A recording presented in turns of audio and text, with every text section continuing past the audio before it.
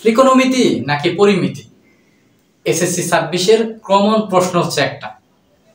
এ পর্যন্ত আমার ইনবক্সে যত মেসেজ এসেছে তার মধ্যে সবচেয়ে বেশি মেসেজ হচ্ছে এটা যে ভাইয়া ত্রিকোণমিতি পড়বো নাকি হচ্ছে পরিমিতি পড়বো।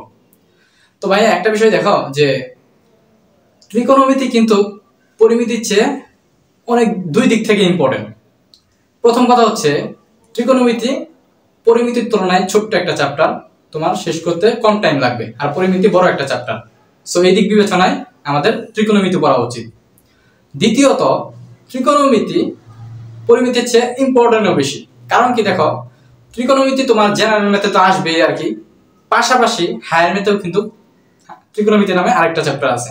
সো ওই হায়ার ম্যাথের ত্রিকোণমিতির 50 থেকে 60% জিনিসপত্র কিন্তু এই জেনারেল ম্যাথের ত্রিকোণমিতিরই।